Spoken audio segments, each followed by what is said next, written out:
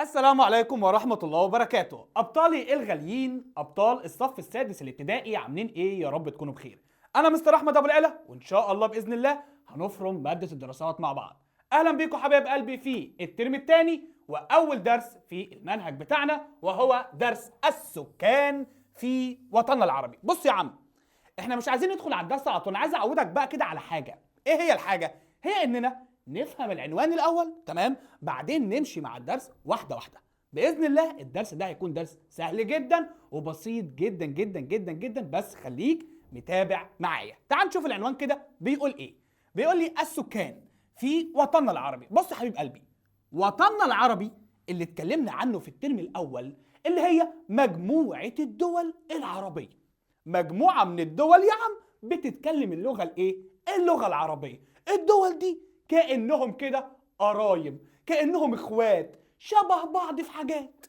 من ضمن الحاجات دي ان هم بيتكلموا لغة واحدة، وليهم تاريخ مشترك، وليهم عادات وتقاليد شكل بعضها. فالدول دي احنا بنسميها الوطن العربي. يبقى اول حاجة الوطن العربي شوية دول بيتكلموا اللغة العربية. سهلة كده؟ سهل. طب الوطن العربي وعرفناه، ايه قصدك بقى بكلمة السكان؟ مين السكان؟ السكان اللي هو احنا، البشر، تمام؟ البشر اللي عايشين في الوطن العربي. يبقى موضوع الدرس بتاعنا هيبقى عن السكان او البشر اللي عايشين في الدول العربية، صح كده؟ صح. طب احنا هنتكلم عن السكان دول في ايه؟ لا علشان ما اطولش عليك بقى، تعال نجيب الدرس ونمشي معاه يا عم سنة سنة. يلا بينا، يلا بينا نبدأ كده بأول حاجة. بص هنا بيقول لي اولا، حلو، اولا النمو السكاني في الوطن العربي. طيب تعال نشوف كده بيقول لي ايه. بيقول لي بص يا مستر، اول معلومه تاخدها مني وهي انه تضاعف عدد السكان في الوطن العربي في الفتره من عام 1900 ميلاديا حتى عام 2024 ميلاديا حوالي 9 مرات. هنحط كده سهم على 9 مرات دي علشان هنرجع لها تاني. بعد ما قرأت السطر لقيت نفسي مش فاهم حاجة. قصدك ايه يا عم؟ قال لي يا مستر ببساطة جدا، عدد السكان في الوطن العربي بيزيد بسرعة. بيزيد بسرعة؟ بيزيد بسرعة وبيتضاعف بسرعة جدا. قلت له يا عم فين ده؟ فين اللي عدد السكان في الوطن العربي بيزيد بسرعة؟ قال لي ما تركز معايا يا مستر، من سنة 1900 ركز لسنة 2024 عارف عدد السكان في الوطن العربي بقى كام ضعف؟ قلت له بقى كام؟ قال لي بقى 9. تضاعف 9 مرات. قلت له يعني ايه؟ قال لي يعني كأنك ضربت عدد السكان في 9. قلت له معلش برضو انا مش فاهم حاجة. قال لي انا هشرح لك كلمة تضاعف وهفهمها لك. بص يا عم الحاج، تخيل معايا ان عدد السكان في الوطن العربي السنة اللي فاتت كانوا 5 مليون بس. ده مثال، مثال. عدد السكان السنة اللي فاتت في الوطن العربي كانوا كام؟ 5 مليون بس، تمام؟ السنة دي جينا نعد السكان لقيناهم بقوا 10 مليون. يا نهار أبيض، بقوا 10 بعد ما كانوا 5. ده كده عدد السكان حصل له إيه؟ تضاعف. فهمت؟ يبقى عدد السكان في الوطن العربي، ركز، من سنة 1900 لسنة 2024 تضاعف مرة واحدة؟ لا، امال قد ايه؟ 9 مرات. يعني كأنك ضربت ال5 مليون دول في 9. ضربتهم في 9؟ ضربتهم في 9. طب فين يا مستر الكلام ده؟ انا مش مصدق. طب ما تيجي انا وانت نتأكد. يلا بينا، تعال معايا. اللي قدامنا ده حبيب قلبي رسم بياني هيأكد لنا الموضوع. تعال نشوف كده. بص يا حبيبي، هنا كده دي السنة، وهنا كده عدد السكان بالمليون. فركز معايا كده مع الرسم البياني، هنطلع منه بمعلومة مفيدة صدقني. بص بيقول لي ايه؟ سنة 1900 كان عدد السكان في الوطن العربي كله 56 مليون نسمة. 56 مليون نسمة. كلمة نسمة يعني إنسان، شخص، بني آدم، تمام؟ سواء بقى ذكر أو أنثى، طفل أو كبير، اتفقنا؟ يبقى سنة 1900 كان عدد السكان قد إيه؟ 56 مليون نسمة. حلو، كلام جميل. تعال بقى بص كده. سنة 1950 يعني بعد 50 سنة بقى عدد السكان 104 مليون. هر ابيض، بعد ما كان 56 مليون بقى 104 مليون في 50 سنة بس. طب بص كده، وسنة 1970 بقى 120 مليون نسمة. شفت ازاي عدد السكان في الوطن العربي بيزيد بسرعة جدا جدا جدا جدا جدا، لحد ما هيوصل سنة 2024 لكام يا عمنا؟ ل 492.5 مليون شخص عايش في الوطن العربي. بعد ما كان 56 مليون بقى 492.5 مليون. يبقى انا طلعت يا مستر هنا من الرسم البياني ومن الكلام ده بمعلومتين بس. يعني كل الكلام ده في معلومتين؟ خد بالك بقى، انا الحصه بتاعتي بتطول، احنا بنمشي واحده واحده، مش هاجر انا في الاحداث، فخليك مركز معايا. ايه هما المعلومتين؟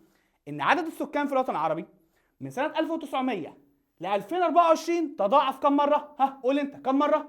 9 مرات. دي اول معلومه. تاني معلومه، ان عدد السكان في الوطن العربي بيزيد بسرعه. بيزيد ايه؟ بسرعه. وهنعرف انا وانت دلوقتي هو بيزيد بسرعه ليه؟ ما دي حاجه محتاجين نعرفها. طيب تعالى بينا. تمام، خد بالك ان الصفحه دي كده ايه، خلصت، ما فيهاش غير حته كده صغنطوطه، يعني هناخدها واحنا ماشيين. اللي هي ايه؟ اللي هي قيم اتعلمها. خدوا بالكم حبايبي، قيم اتعلمها دي بتيجي في الامتحان عادي، يعني ده علينا نذاكرها. فهنا يعني بيقول لك حاجه جميله، تعالى نتعلمها انا وانت. ايه هي الحاجه؟ بيقول لك يا سيدي، التعاون بين الافراد اساس لحل مشكلات المجتمع. يعني ببساطه الموضوع شارح نفسه، كل ما نتعاون كلنا مع بعض هنقدر نحل مشكلات كتير جدا موجوده في المجتمع لو تعاوننا مع بعض. تمام، طول ما ايدينا كده في ايد بعض كسكان الوطن العربي او كاي افراد في العالم، ففي مشكلات كتير جدا هتتحل. يعني في القيمه دي بنطلع بان التعاون حاجه جميله. يبقى التعاون هو ايه؟ اساس لحل المشكلات في المجتمع. طيب في هنا برضو سؤالين صغنطاطين، تعالى ناخدهم في سكتنا، احنا مستعجلين على ايه؟ حل انت بقى يا بطل. هنا بيقول لي شهد عدد سكان الوطن العربي ثباتا في الفترة من عام 1900 حتى عام 2024. خدت بالك من الكلمة؟ بيقول لك ايه؟ ثباتا. يا اخي حرام عليك، ثباتا ايه؟ ده تضاعف عدد السكان 9 مرات في الفترة دي، تيجي انت تقول لي ثباتا؟ غلط غلط غلط غلط. اللي بعده، التعاون بين افراد المجتمع مهم للتغلب على المشكلات. طبعا طبعا دي حاجه جميله ومهمه جدا جدا جدا. طيب ندخل بقى على المهم. في سؤال يا مستر محيرني من ساعه ما حضرتك قلت لي ان عدد السكان بيزيد بسرعه في الوطن العربي، وانا بسال نفسي هو بيزيد بسرعه ليه؟ اكيد في سبب. بصراحه هو مش سبب واحد، هو 3 اسباب. عندنا 3 اسباب خلى عدد السكان يزيد بسرعه جدا في الوطن العربي. اللي هو ايه؟ طب بقول لك تعال نقرا بس السطر اللي فوق ده واقول لك ال3 اسباب. مش هناخد حاجه جديده فيه، بس عشان نبقى ماشيين واحده واحده. هنا بيقول لي مثلا يا عم، شهد الوطن العربي خلال العقود الاخيره.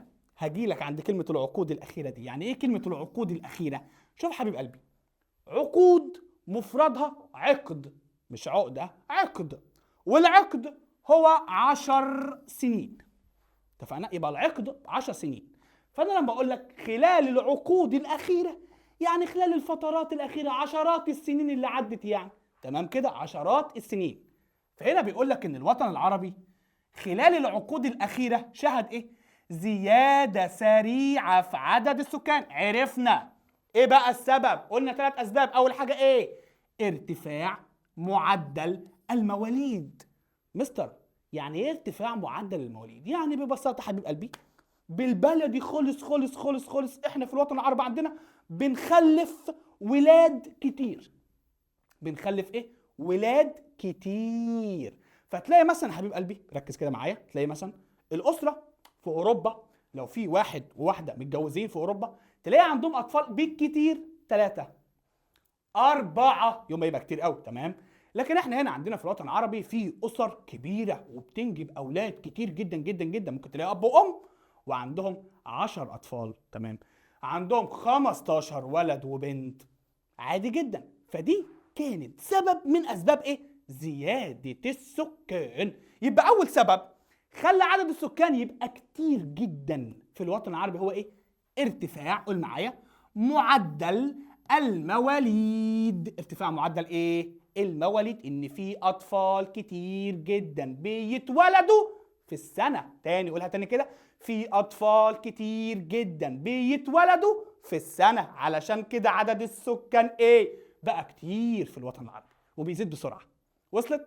طب يا مستر معلش، يعني حاجة بسيطة بس خلينا نتكلم فيها.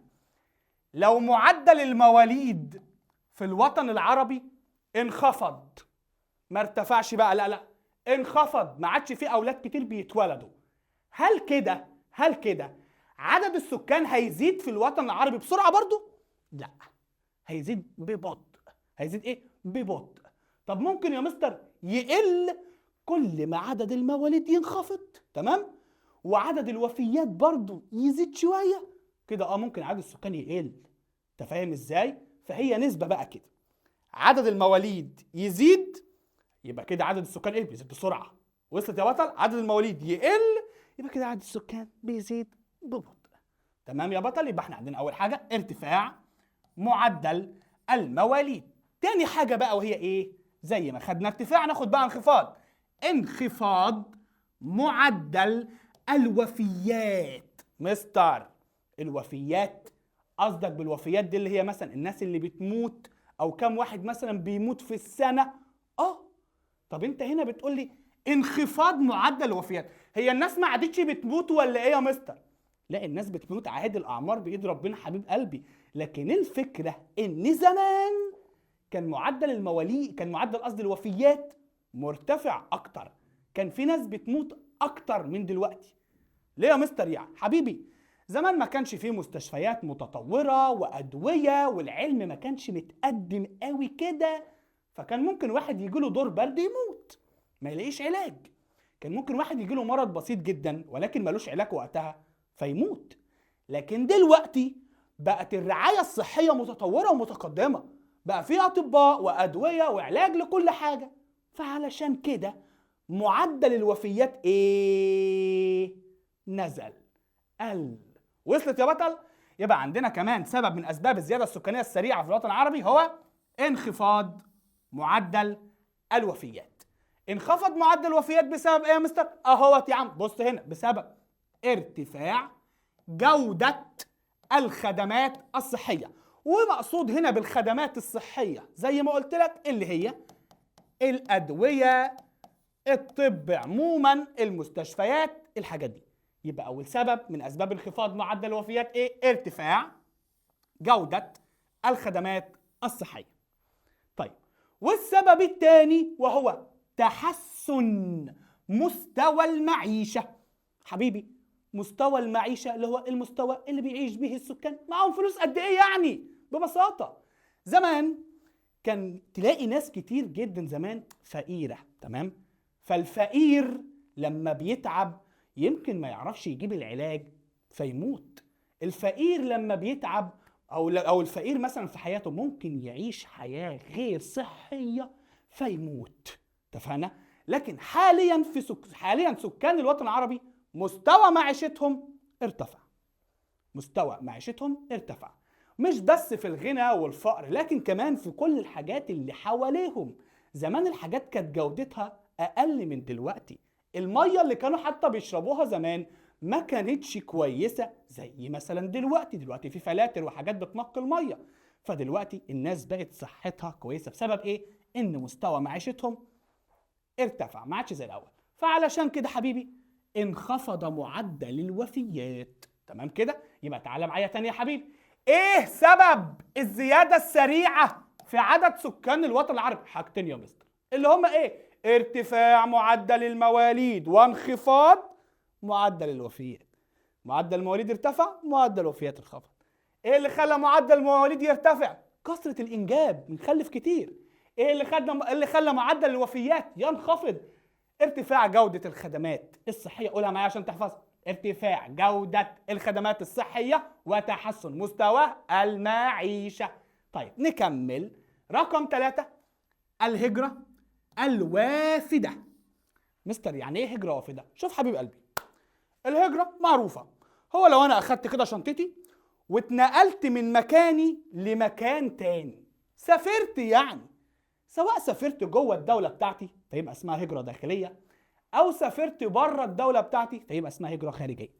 ده مش موضوعنا، تمام؟ احنا هنا بنتكلم على حاجة اسمها الهجرة الوافدة. قصدك ايه يا مستر بالكلام ده؟ قصدي حبيب قلبي وركز معايا كده، لو انا اخدتك من ايدك دلوقتي ورحنا السعودية، عارف دولة السعودية؟ لو رحنا السعودية هنلاقي هناك واحنا ماشيين في الشارع ناس بتتكلم هندي، ناس بتتكلم هندي، وهتلاقي ناس بتتكلم انجليزي، وناس بتتكلم فرنسي. في ايه يا جماعه؟ انتوا ايه اللي جابكم هنا؟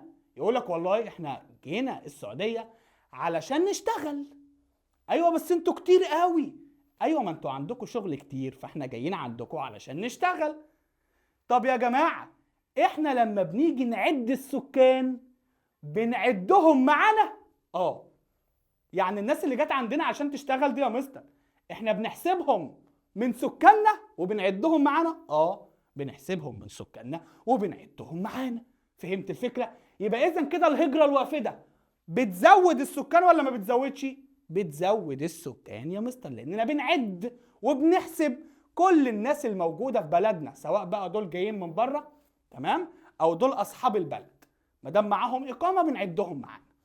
وصلت الحته دي؟ يبقى ثالث سبب خلى عدد سكان الوطن العربي يزيد بسرعه بالبلدي كده هو ايه؟ هو ان في ناس كتير هاجروا وجم عاشوا عندنا علشان يشتغلوا، فاحنا عديناهم معانا. فهنا هي يا عم الهجره الوافده خاصه الى دول الخليج.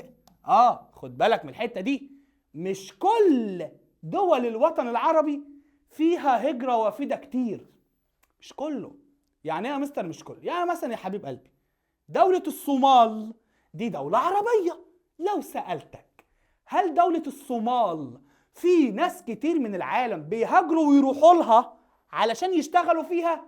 تقول يا مستر لا، هي الصومال اصلا ما فيهاش شغل يا مستر، هيروحوا الصومال عشان يشتغلوا في ايه؟ جدع. طب لو سألتك دولة السعودية او الامارات او الكويت في ناس كتير بتهاجر وتروح لها؟ ايوه يا مستر، برافو عليك، اهم دول بقى دول الخليج، زي السعوديه والامارات والكويت وكده. دول دول ايه؟ دول الخليج. يبقى تعالى بقى ركز معايا تاني، الهجره الوافده زودت عدد السكان، والهجره الوافده دي خاصه في دول ايه؟ في دول الخليج. فهنا الراجل بيقول لي بما تفسر، يعني ليه؟ قلت له ليه ايه؟ قال لي ليه يا مستر الناس بيهاجروا ويروحوا دول الخليج؟ اشمعنى؟ قلت له للبحث عن فرص عمل، علشان دول الخليج فيها شغل فبيجوا عندنا علشان يشتغلوا. سهله وبسيطه، سهله وبسيطه. يلا يا بطل راجع معايا، طولنا احنا في الحته دي بس انا عايزك تبقى فاهم كل حته. تعال يلا هسالك انت ورد عليا، عدد السكان في الوطن العربي بيزيد بسرعه ولا ببطء؟ شاطر ممتاز، بيزيد بسرعه. طيب ليه؟ بسبب 3 حاجات يا مستر، يلا نقولهم. ارتفاع معدل المواليد، انخفاض معدل الوفيات، والهجرة الوافدة خاصة إلى دول الخليج. طب ما تيجي أسألك، بما تفسر انخفاض معدل الوفيات في الوطن العربي؟ بسبب إيه؟ بسبب حاجتين يا مستر، بسبب ارتفاع جودة الخدمات أو الخدمات الصحية، تمام، وكمان يا مستر بسبب تحسن مستوى المعيشة، تحسن مستوى الإيه؟ المعيشة. طب لو سألتك بما تفسر الهجرة الوافدة إلى دول الخليج، ليه الناس بتهاجر دول الخليج؟ للبحث يا مستر عن فرص ايه؟ عن فرص عمل. تعال معايا يا بطل نكمل. هنا بقى حبايبي قبل ما نطلع من الحتة دي تعال نعرف يعني ايه كلمة معدل المواليد، يعني ايه كلمة معدل الوفيات. احنا فوق اتكلمنا عن معدل المواليد والوفيات. طيب بص يا حبيب قلبي، ببساطة معدل المواليد يعني اننا بنيجي في فترة معينة ونحسب احنا اتولد عندنا كام طفل في الفترة دي، وهل الاطفال اللي اتولدوا في الفترة دي كانوا كتير قوي ولا قليلين قوي. دي بقى بتبقى نسبة اسمها نسبة المواليد او معدل المواليد. يبقى كلمة معدل المواليد معناها ايه؟ عشان لو جالك سؤال وقال لك ما المقصود بمعدل المواليد هتقول له ايه؟ هقول له هي نسبة المواليد، اتولد كام طفل، نسبة المواليد الى اجمالي عدد السكان. يعني احنا عندنا سكان قد ايه واتولد كام طفل، تمام، بنحسبها بقى. عندنا سكان مثلا 100 مليون واتولد مليون طفل، يبقى النسبة بنضربها عملية حسابية بسيطة وبنطلع الايه؟ النسبة. يبقى نسبة المواليد إلى إجمالي عدد السكان في فترة معينة. فترة معينة دي في الغالب بتبقى سنة، تمام؟ سنتين، فبنحسب الحسبة ونطلع نسبة المواليد وبنقول عليها معدل المواليد. يبقى يعني ايه معدل المواليد؟ نسبة المواليد إلى إجمالي عدد السكان في فترة معينة. يلا نقولها تاني، نسبة المواليد إلى إجمالي عدد السكان في فترة معينة. وزي ما عملنا هنا هنعمل في الوفيات بالظبط، هنشيل بس كلمة المواليد ونزود كلمة الوفيات. يبقى معدل الوفيات هو ايه؟ نسبة الوفيات إلى إجمالي عدد السكان في فترة معينة. نسبة الوفيات إلى إجمالي عدد السكان في فترة معينة. يبقى احنا هنا حبيب قلبي راجع معايا، تمام؟ عرفنا ان سكان الوطن العربي عددهم بيزيد بسرعة جدا، وان العدد تضاعف 9 مرات، وعرفنا ايه السبب اللي خلى عدد السكان يزيد بسرعة كده. تعالى بقى ندخل على نتائج النمو السكاني السريع في الوطن العربي. خليني انا افكر انا وانت كده شوية. تفتكر لما عدد السكان في الوطن العربي يزيد بسرعة دي حاجة حلوة ولا حاجة وحشة؟ ولو قلت لي حلوة هتقول لي حلوة ليه؟ ولو قلت لي وحشة هتقول لي وحشة ليه؟ اتفقنا؟ فتعال نشوف مع بعض. هنا يا سيدي بيقول لك أدى النمو السكاني السريع في الوطن العربي إلى 3 حاجات اهم. بص، أول حاجة زيادة الضغط على الموارد. زيادة الضغط على إيه؟ على الموارد. طب واحدة واحدة يا مستر، هو أصلا يعني إيه موارد؟ الموارد اللي هي المية العذبة، التربة الخصبة، المعادن، مصادر الطاقة. الحاجات دي أنا بسميها موارد. اتفقنا يا بطل؟ في موارد طبعا طبيعية وكده. طيب حلو قوي. انت هنا بتقول لي ان لما عدد السكان يزيد بسرعة في الوطن العربي ده هيؤدي الى زيادة الضغط على الموارد. قلت لك يعني ايه؟ مش فاهم الحتة دي. شوف يا بطل كده وركز معايا. تخيل حبيب قلبي ان انا دلوقتي، تمام، معايا، ركز معايا كوباية مية هشربها، ماشي؟ هشربها لوحدي، فالمية دي هتكفيني انا واحد بس ومعايا كوباية مية، فلما اشربها هشبع وهتكفيني. فتخيل لو نفس كوباية المية، تمام، هشربها أنا و20 شخص، فهل المية دي كده هتكفيني؟ لا، ولا هتكفيني أنا ولا هتكفي بقية ال20. كل واحد يشرب شوية قد كده، صح؟ فكده حصل إيه؟ ضغط على المية. ضغط على إيه؟ على المية. وأنا هنا بقى مش بتكلم عن المية بس، أنا بتكلم على كل الموارد. كل ما عدد السكان يزيد المية هتقل، المعادن هتقل، مصادر الطاقة هتقل، كل حاجة في الوطن العربي هتقل وهيحصل عليها ايه؟ ضغط. يبقى أول نتيجة لزيادة عدد السكان هو زيادة الضغط على الموارد. طيب تاني نتيجة نقص الغذاء. طبعا يا مستر هي نفسها بقى يا ولاد، كل ما عدد السكان يزيد كل ما الغذاء الأكل يقل. ليه؟ لأن الأكل هيتقسم على ناس كتير.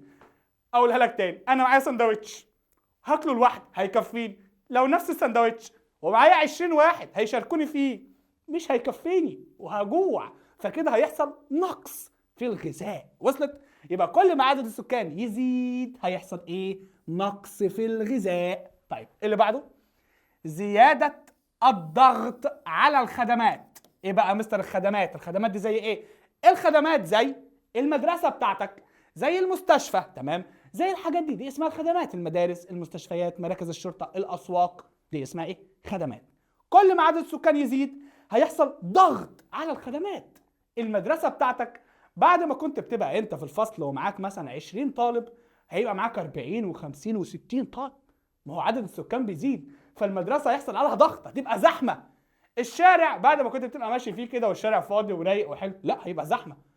سوبر ماركت مثلا بعد ما كنت بتدخل تشتري الحاجه تلاقي الدنيا سهله وبسيطه، لا بعد كده هتلاقيه زحمه، فهيحصل ضغط على الخدمات. يبقى كل ما عدد السكان يزيد بسرعه هيحصل ايه؟ قول معايا كده، زياده الضغط على الموارد. الموارد هتقل، الميه والمعادن والتربه والحاجات دي، وكمان نقص الغذاء، مش هنلاقي ناكل بقى، ما كل ما عدد السكان يزيد مش هنلاقي ناكل. وزياده الضغط على الخدمات. وزياده الضغط على ايه؟ على الخدمات. طيب نشوف اللي بعده. ركز هنا في السطر ده بيقول لي ايه؟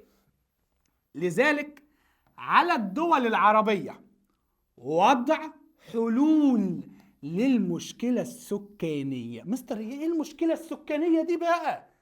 المشكلة السكانية هي اللي احنا كنا بنتكلم فيها يا حبايبي، ان عدد السكان يزيد والموارد تقل ويحصل ضغط على الموارد وضغط على الخدمات ونقص في الغذاء. هي دي المشكلة السكانية. فعلشان كده لازم الدول العربية تعمل ايه؟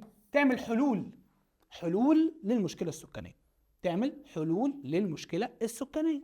تمام كده؟ تمام. يعني مثلا في نقص في الغذاء، هم بقى يتصرفوا ويجيبوا لنا حل للمشكلة دي. في ضغط على الخدمات، هم يتصرفوا ويعملوا لنا حل للمشكلة دي. وصلت؟ يبقى هنا يا بطل لو انا سألتك سؤال وقلت لك تعالى بقى ركز معايا، ما النتائج المترتبة على النمو السكاني السريع في الوطن العربي؟ هتقول لي ادى ذلك الى كم حاجة؟ 3 حاجات اللي هم زيادة الضغط على الموارد، نقص الغذاء، زيادة الضغط على ايه؟ على الخدمات. طيب يلا بينا يا بطل ندخل على توزيع السكان في الوطن العربي. مستر يعني ايه كلمة توزيع السكان؟ تعال اقول لك يا بطل الابطال. اول يوم كده في المدرسة واحنا داخلين المدرسة كلنا، تمام؟ وانت داخل كده برضو معايا كده ايه المدرسة، فبنوقف كده الطلبة نقول لهم استنوا كده يا ولاد، ده الفصل بتاعكم، تعالوا نوزعكم في الفصل بتاعكم. نوزعكم ازاي يا مستر؟ يعني ايه نوزعكم؟ يعني انت يا محمد، انت واحمد، انت وعلي اقعدوا في الديسك ده، انت يا سيد، انت وسمير، انت ومش عارف مين اقعدوا في الديسك ده. بنبدأ نوزعكم على الديسكات الموجودة علشان تقعدوا، ولا نسيبكم كلكم تقعدوا في ديسك واحد بس؟ صح كده؟ فدي توزيع السكان في الوطن العربي. طيب هل احنا يا مستر هنا في الوطن العربي بنوزع السكان برضو كده ونقول له تعالى اقعد هنا وانت تعالى اقعد هنا؟ لا لا لا، هم متوزعين لوحدهم. هم ايه؟ متوزعين لوحدهم. احنا بقى جايين ندرس التوزيع بتاعهم ده. فتعالى بينا كده نشوف مع بعض يا عم.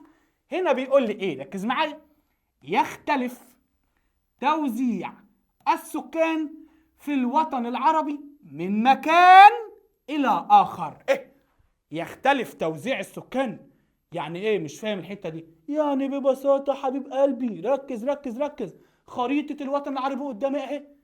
السكان مثلا في الوطن العربي هنا في اماكن تلاقي السكان متركزين فيها، يعني في اماكن زحمه، واماكن تانية قليله السكان، واماكن تانية متوسطه، واماكن تانية فاضيه. ايه ده؟ ده كده فعلا يا مستر توزيع السكان بيختلف من منطقه لمنطقه. زي مثلا اكنك في المدرسه بتاعتك في فصل زحمه، وفي فصل عدده متوسط، وفي فصل فاضي ما فيهوش غير 2 3. فكده عدد الطلاب او توزيع الطلاب في المدرسه مختلف من فصل لفصل. هنا في الوطن العربي توزيع السكان مختلف من منطقه لمنطقه. تمام؟ فانا هنا قلت له اثبت لي، دلل، اثبت لي كلامك ده. قال لي يا مستر هناك مناطق مزدحمه بالسكان، مناطق مليانه سكان زحمه، واخرى شبه خاليه. شبه ايه؟ شبه خاليه، يعني تحسها فاضيه. في اماكن مزدحمه واماكن تحسها ما فيهاش حد خالص. حلو. ولو بصيت على الخريطه هتشوف كلامي ده. فبص لي على الخريطه كده حبيب قلبي. المكان اللي علمنا عليه ده مثلا، بص النقط الخضراء دي معناها دي مناطق تركز سكاني. ها، النقط الخضراء دي معناها ان دي مناطق مليانه سكان. تمام كده يا بدر؟ فلو بصيت على المنطقه دي هتلاقيها مليانه سكان، دي اللي هي وادي النيل والدلتا، مليانين سكان عندنا. لو بصيت مثلا يا بطل على المنطقه دي هنا هتلاقيها برضو فيها تركز سكاني، لو بصيت على المنطقه دي هتلاقي فيها تركز سكاني، وكذلك. بص السكان متركزين في الحتت دي اهو. هنا السكان متركزين في الاماكن دي اهو. شايف السكان متركزين فين؟ لكن يا مستر في اماكن تانية مثلا زي الحته دي مثلا، الحته دي كلها مثلا شبه خاليه، شبه خاليه من السكان، لانها عباره عن صحراء، فما فيش سكان كتير عايشين فيها. طبعا هتكلم في الاسباب دلوقتي، بس ايه، انا بوريك الخريطه ان في اماكن زحمه جدا واماكن تانية تحسها فاضيه، شبه خاليه من السكان. شبه خاليه من الايه؟ من السكان. يبقى من الخريطه هنا ببساطه عرفنا ان توزيع السكان مختلف من منطقه لمنطقه، في مناطق مزدحمه، في مناطق شبه خاليه. طيب هنا بقى يا سيدي بيقول لي ايه؟ ركز معايا في الحته دي. يتوزع السكان بين جناحي الوطن العربي كالتالي. بين ايه؟ ايه جناحي الوطن العربي؟ هو الوطن العربي ليه جناحين؟ جناحين الوطن العربي يا عم اللي هي الجناح الافريقي الجناح الاسيوي، يعني الجزء اللي موجود في قاره افريقيا والجزء اللي موجود في قاره اسيا، دول اسمهم جناحي الوطن العربي. ماشي؟ فهنا بيقول لي يتوزع السكان بين جناحي الوطن العربي كالتالي. تعال نشوف كده. عندنا مثلا دول الجناح الاسيوي بيعيش فيها 39% فقط من سكان الوطن العربي. دول الجناح الاسيوي بيعيش فيها قد ايه؟ 39%. اللي هي فين يا مستر؟ اللي هي دي يا حبيبي. دي كده دول الجناح الاسيوي. يبقى يا مستر المنطقه دي من الوطن العربي بيعيش فيها قد ايه؟ 39% من سكان الوطن العربي. طب المنطقه دي بقى اللي هي الجناح الافريقي، يا ترى بيعيش فيها قد ايه؟ بيعيش فيها يا سيدي 61% من سكان الوطن العربي. يبقى تاني، هنا 39 وهنا 61%، هنا 39% هنا 61%. بسهولة جدا لو سألتك انهي جناح من جناحين الوطن العربي اللي بيعيش فيه سكان اكتر من التاني؟ طبعا الجناح الايه؟ الافريقي. ويلا بينا يا بطل نكمل. تعالى بقى في مناطق بقى بيزيد فيها تمام عدد السكان. اتفقنا ان في مناطق زحمه، في مناطق شبه خاليه. طيب المناطق يا مستر اللي بيزيد فيها عدد السكان، انا عندي سؤالين. اول سؤال، المناطق دي زي ايه؟ ايه المناطق اللي بيزيد فيها عدد السكان دي؟ السؤال الثاني، اشمعنى ليه المناطق دي تحديدا اللي الناس بتعيش ومتركزين فيها؟ ليه الناس قاعدين في المناطق دي وسايبين بقيه الوطن العربي؟ ما ده سؤال مهم. طيب تعال نشوف مع بعض يا سيدي. اولا، المناطق اللي السكان بيتركزوا فيها زي السهول الفيضيه. السهول الفيضيه زي السهول الساحليه، اشرح لك كل حاجه دلوقتي. زي كمان بعض مناطق المرتفعات، زي كمان مناطق التعدين والصناعه. يبقى تاني كده، السهول الفيضيه، السهول الساحليه، بعض مناطق المرتفعات، ومناطق التعدين والصناعه. دي مناطق مالها يا اولاد؟ زحمه، بيتركز فيها عدد السكان. ليه؟ تعال نشوف بقى دي. اولا، يعني ايه يا مستر سهول فيضيه؟ والله السهول دي اللي هي الارض المستويه. ارض ايه؟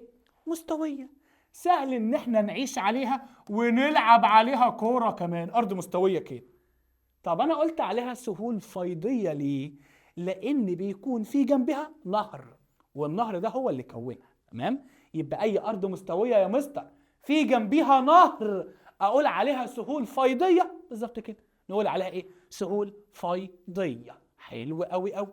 طب انتوا يا سكان ليه بتحبوا تعيشوا في السهول الفيضيه؟ قال لك يا مستر حيث يتوافر بها المياه العذبه والتربه الخصبه. علشان الاماكن دي يا مستر اللي هي السهول الفيضيه دي فيها تربه خصبه، سهل ان احنا نزرع فيها النباتات بتاعتنا وناكل، وكمان فيها مياه عذبه علشان نستخدمها ونشرب. فتخيل بقى مثلا منطقه فيها تربه خصبه نزرع فيها الاكل بتاعنا، وفيها ميه عذبه علشان نشرب ونعيش. تبقى دي منطقه مناسبه ان احنا نعيش فيها. يعني كل الناس اللي عايشين في السهول الفيضيه عايشين فيها علشان فيها ميه عذبه وتربه خصبه. بالظبط كده. وصلت يا بطل؟ وصلت. طب هو احنا في الوطن العربي عندنا سهول فيضيه؟ طبعا. زي ايه؟ زي وادي النيل. وادي النيل يعني الارض اللي جنب نهر النيل في مصر والسودان. الارض اللي جنب نهر النيل اسمها سهول ايه؟ فيضيه، واسمها وادي النيل. وعندنا كمان سهول نهري دجله والفرات. فين يا مستر دجله والفرات دول؟ في العراق. دجله والفرات فين؟ في العراق. تمام، اتفقنا يا بطل؟ يبقى السكان بيتركزوا فين؟ بجانب السهول الفيضيه، مثل ايه؟ وادي النيل ودجله والفرات. طب ليه؟ بما تفسر. حيث يتوافر بها المياه العذبه والتربه الخصبه، او بسبب وجود المياه العذبه والتربه الخصبه. عارف السؤال بقى يجي لك ازاي يا بطل؟ يجي لك خريطه كده ويروح مثلا حاطط لك رقم هنا ويقول لك مثلا يتركز السكان في المنطقه رقم 1 بما تفسر. ليه السكان متركزين في المنطقه رقم 1 دي؟ دي العراق وفي هنا نهري دجله والفرات، يبقى اقول له بسبب وجود المياه العذبه والتربه الايه؟ والتربه الخصبه. بسبب وجود المياه العذبه والتربه الخصبه. طيب دي السهول الفيضيه. تعال ندخل على السهول الساحليه. يعني ايه سهول ساحليه؟ يعني ارض برضه مستويه لكن جنبها بحر. مش جنبها نهر بقى المره دي، لا، جنبها بحر، اللي هي الارض الممتده على سواحل البحر، الممتده على سواحل الايه؟ البحار، تمام، او المحيطات، ساحل الميه يعني ساحل البحر، تمام. دي بسميها سهول ساحليه. حلو قوي. طب يا مستر السهول الفيضيه فيها ميه عذبه وتربه خصبه، السهول بقى الساحليه السكان متركزين فيها ليه؟ بسبب المناخ المعتدل يا حبيبي، المناخ المعتدل اللي عند البحر الجميل. شفت يا واد لما الصيف بيجي وبنروح نصيف عند البحر، هو احنا ليه رايحين في الصيف عند البحر؟ عشان الجو هناك جميل، وعلشان كده الناس بتسكن وبتعيش في السهول الساحلية.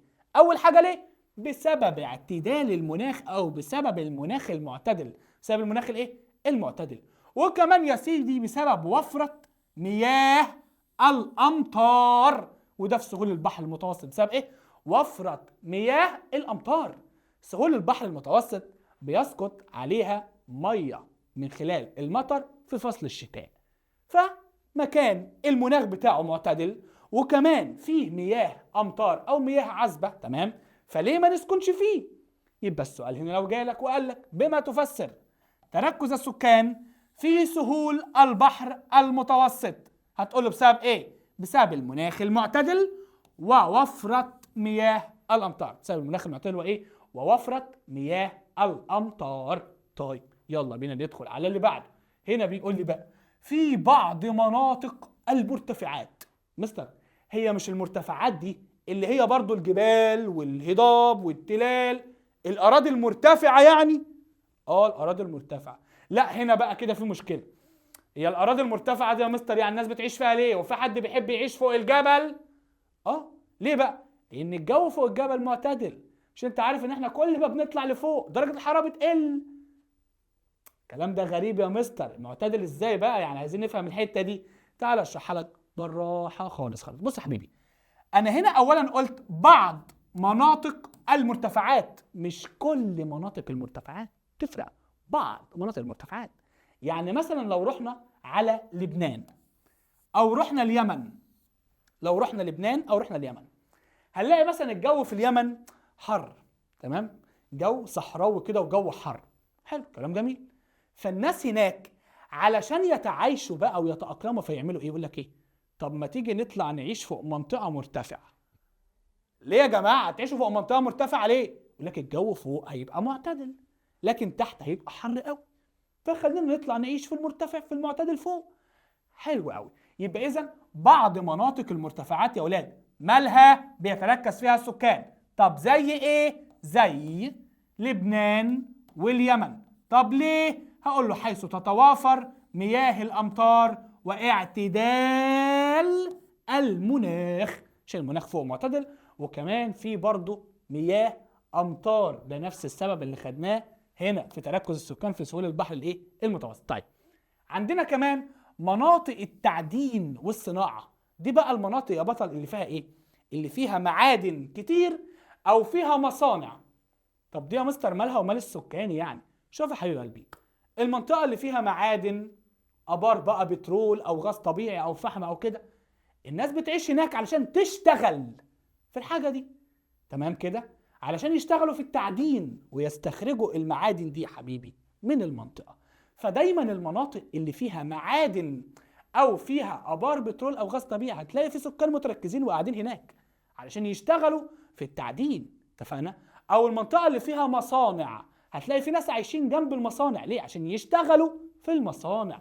يبقى هنا بيقول لي يا بطل وركز معايا، عندنا مناطق التعدين والصناعه زي ايه؟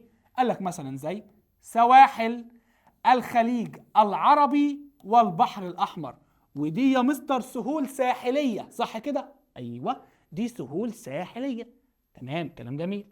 قال لك بقى حيث يتوافر او حيث تتوافر فرص العمل بالتعدين واستخراج مصادر الطاقه. يبقى واحده واحده معايا، الناس برضو في الوطن العربي بيتركزوا فين؟ في سواحل الخليج العربي والبحر، تمام، الاحمر. ليه يا مستر؟ اشمعنى هنا؟ بسبب ايه يا حبيبي؟ وجود فرص العمل او توافر فرص العمل في ايه؟ في التعدين واستخراج مصادر الطاقه، في التعدين واستخراج مصادر الايه؟ مصادر الطاقه. يبقى انا كده حبايبي عرفت ايه المناطق الزحمه في الوطن العربي، ايه المناطق اللي بيتركز فيها السكان في الوطن العربي. زي السهول الفيضيه، وادي النيل، دجله والفرات، اوعى تنسى. سهول ساحليه زي سهول البحر المتوسط علشان ايه؟ فيها ميه امطار والجو فيها معتدل. زي سهول الخليج العربي والبحر الاحمر، بس عشان ايه؟ فيها فرص عمل في التعدين واستخراج ايه؟ مصادر الطاقه.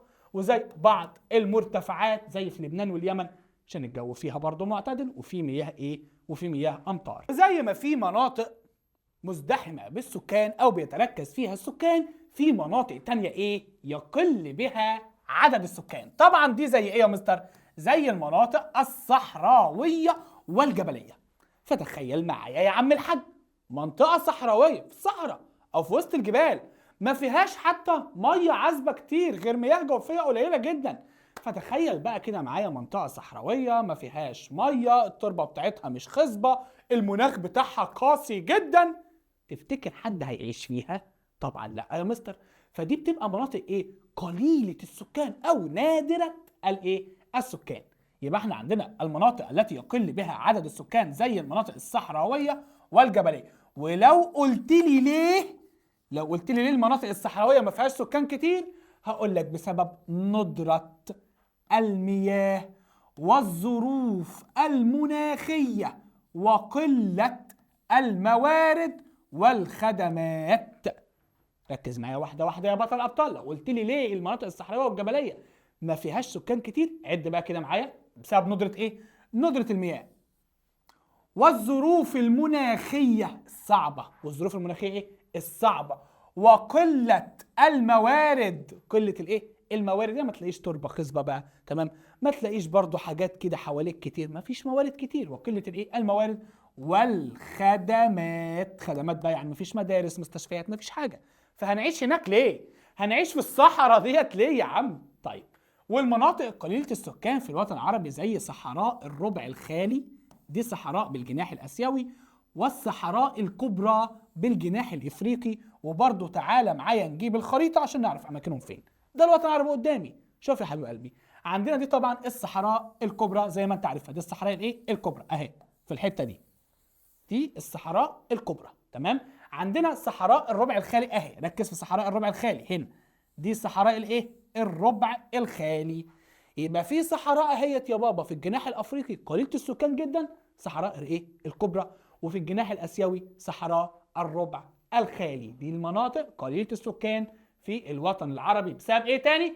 ندره المياه، الظروف المناخيه، قله الموارد والخدمات فيها. حلو.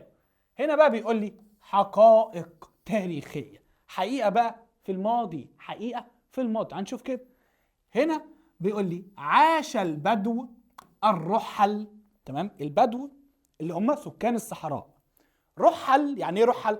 لانهم بيتنقلوا، بيرحلوا كتير، بيتنقلوا من مكان لمكان بحثا عن الماء والعشب، لانهم بيرعوا الاغنام. فلما المكان اللي بيخلص فيه العشب لازم يمشوا ويروحوا مكان تاني يدوروا على عشب تاني، تمام؟ فعشان كده بقول عليهم البدو الرحل.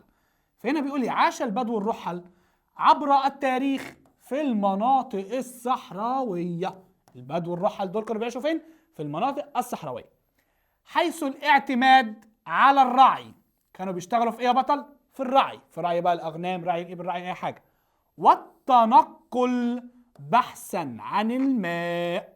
يبقى البدو دول ما كانوش بيستقروا في مكان، لا، كانوا بيتنقلوا من مكان لمكان. ليه؟ بيدوروا على الايه؟ على الميه. لما الميه تخلص من هنا يسيبوا المكان ده ويروحوا مكان تاني، يدوروا على الماء والايه؟ والعشب علشان يرعوا الحيوانات اللي معاهم. يبقى عاش البدو الرحل عبر التاريخ فين؟ في المناطق الصحراويه. تعالى بقى كده يا بطل الابطال نحل مع بعض السؤالين دول. يلا بينا يا عم كده نشوف. هنا بيقول لي يتركز معظم سكان الوطن العربي، حاول تحل قبلي، حاول تحل قبلي. يتركز معظم سكان الوطن العربي في دول الجناح العربي ايه؟ نقط. هنا بيقول لك معظم، معظم سكان الوطن العربي عايشين في انهي جناح من جناح الوطن العربي؟ يا ترى الاسيوي ولا الافريقي؟ طبعا الجناح الايه؟ الافريقي. طيب اللي بعده، عاش البدو الرحل عبر التاريخ في المناطق الايه؟ وهتقول الفيضيه، لا، في المناطق ايوه الصحراويه. طيب اللي بعده، بما تفسر. حلو قوي. زاد عدد سكان الوطن العربي خلال العقود الأخيرة بشكل سريع. قصده يا مستر بالسؤال ده؟ قصده يقول لك ليه عدد السكان في الوطن العربي في الفترة الأخيرة دي زاد بسرعة جدا كده؟